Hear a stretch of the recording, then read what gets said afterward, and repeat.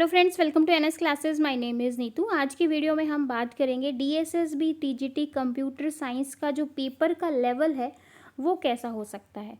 साथ में कोर्स की डिटेल भी जानेंगे कि आपका जो न्यू कोर्स है डीएसएसबी टीजीटी के लिए वो कब स्टार्ट होने वाला है, और ये भी देखेंगे कि जो आपका पेपर है वो इजी, मॉडरेट और डिफ़िकल्ट आपको कैसे जो है एग्ज़ाम में क्वेश्चन देखने को मिलेंगे। ठीक है, और अभी आपको क्या करना चाहिए, कैसे पढ़ना चाहिए ताकि आप अपने एग्ज़ाम को क्रैक कर सको। तो अभी आप सभी को पता है कि पीजीटी एग्ज़ाम जो है आपका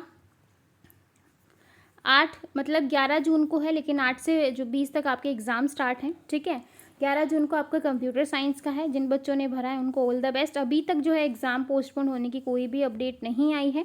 मे बी जो है इस वीक के या फिर नेक्स्ट वीक में आपको जो है एग्ज़ाम अगर पोस्टपोन हो जाता है तो आपको टीजीटी के लिए जो है 1-1.5 मंथ और एक्स्ट्रा जो है पढ़ने के लिए मिल जाएगा। ठीक है, अगर एग्ज़ाम पोस्टपोन नहीं होता तो फिर जो है आप ये मान के चलो कि आपका एग्ज़ाम भी जुलाई में होने के पूरे चांसेस हैं। ठीक है, तो अब बात कर लेते हैं कि जो आपका पेपर है वो कैसा होगा। देखो, लास्ट टाइम जो आपका पेपर आया था 2014 में नोटिफिकेशन आई थी, 2017 में आपका एग्ज़ाम हुआ था। ठीक है, तो उसका जो पेपर सोल्यूशन है मैंने आपको करवाया है। आप एक बार देखो, पेपर जो है वो ठीक है, मतलब बहुत ज़्यादा आप टफ नहीं कह सकते। नॉर्मल क्वेश्चंस हैं, बहुत ईजी क्वेश्चन है, डायरेक्ट क्वेश्चन उठ के आए हैं। ठीक है, तो अभी कंपटीशन बहुत ज़्यादा है, तो लेकिन हम ये नहीं कह सकते कि बहुत ही ज़्यादा आपको डिफ़िकल्ट क्वेश्चन देखने को मिलेंगे, ऐसा बिल्कुल नहीं है। जो एग्ज़ामिनर है आपको वैसे ही क्वेश्चंस जो हैं वो देगा। जो पीजीटी लेवल में होता है, पीजीटी लेवल में क्या होता है कि आपको थोड़ा सा डीप में से जो आपकी जो सब्जेक्ट्स हैं उनके थोड़ा डीप में से जो है आपको पूछा जाता है, ताकि आपकी डीप की नॉलेज को देखा जाए। और जो टीजीटी लेवल होता है वहाँ पर जो है as compare to PGT level थोड़ा सा जो है लेवल में थोड़ा चेंज रहता है।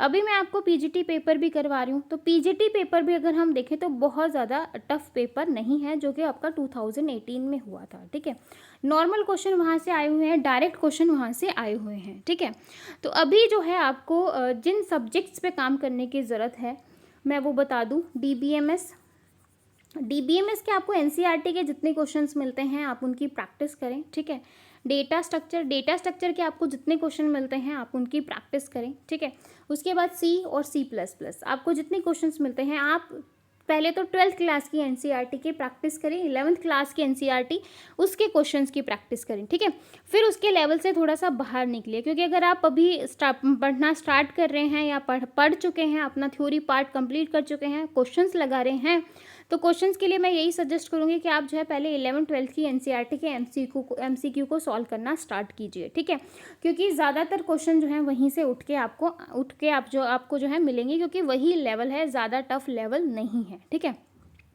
क्योंकि आपको जो है अभी बहुत ज़्यादा पढ़ने की ज़रूरत नहीं है, आपको स्मार्ट स्ट्रेटेजी करनी है। और आप स्मार्ट स्ट्रेटेजी यही कहती है कि आप जो है सिर्फ एग्ज़ाम ओरिएंटेड पढ़ो, एक्स्ट्रा ना पढ़ो। ठीक है, तो आपको अपने सब्जेक्ट्स पे तो बहुत अच्छे से फोकस करना ही है, साथ में जो है आपको इन चीज़ों का ध्यान रखना है कि पहले आप अपनी 11th-12th की एनसीईआरटी और उसके एमसीक्यू को कवर करो। ठीक है, साथ में जो है आपका जावास्क्रिप्ट हो गया, एचटीएमएल हो गया, सीएसएस हो गया, बहुत इजी टॉपिक हैं। एक एक दिन लगाओगे तो एक एक दिन में जो है आप इनको बहुत अच्छे से विद क्वेश्चंस के साथ कर सकते हो। ठीक है, 2-3 घंटे में एचटीएमएल कंप्लीट हो सकता है, एक्सएमएल हो सकता है, सीएसएस हो सकता है, जावास्क्रिप्ट हो सकती है।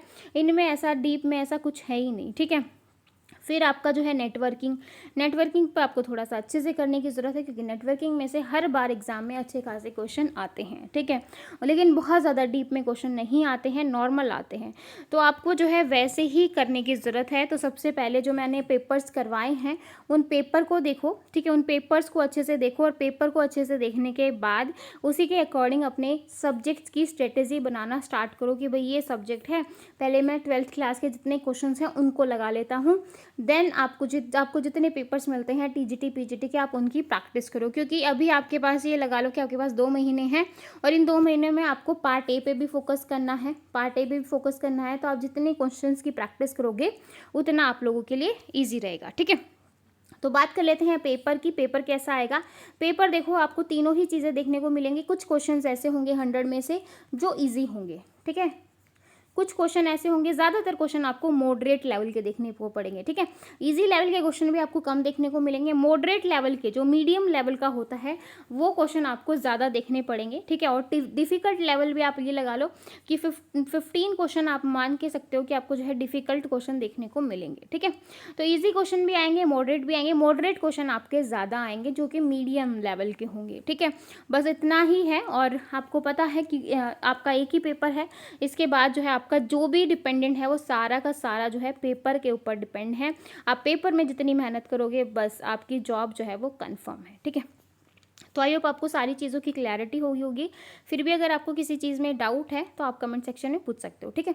रही बात कोर्स डिटेल की, बात कर लेते हैं। जैसे ही आपका पीजीटी का 30 डेज़ क्रैश कोर्स खत्म होता है, जैसे ही आपका पीजीटी का 30 डेज़ क्रैश कोर्स खत्म होगा, हम अपना टीजीटी का क्रैश कोर्स स्टार्ट करेंगे, जिसमें हम थ्योरी वाला पार्ट और जिसमें आपकी जो ये प्रोग्रामिंग है उसको पहले करेंगे, क्योंकि ज़्यादातर बच्चों को उनमें डाउट है। तो पहले प्रोग्रामिंग को स्टार्ट करेंगे, देन जो है आपके बाकी जो सब्जेक्ट्स हैं डीबीए में digital, computer network, data structure, इन सबको हम बाद में देखेंगे, ऑपरेटिंग सिस्टम, ठीक है। तो आई होप आपको जो है सारी चीज़ें अच्छे से क्लियर हुई होंगी। फिर भी अगर कोई डाउट है तो कमेंट सेक्शन आप लोग के लिए हाजिर है। चैनल को अभी तक सब्सक्राइब नहीं किया है तो कर दीजिए, अपने फ्रेंड के साथ शेयर कीजिए। तो फिर मिलेंगे ऐसी नई अपडेट के साथ, तब तक के लिए बाय एंड थैंक यू।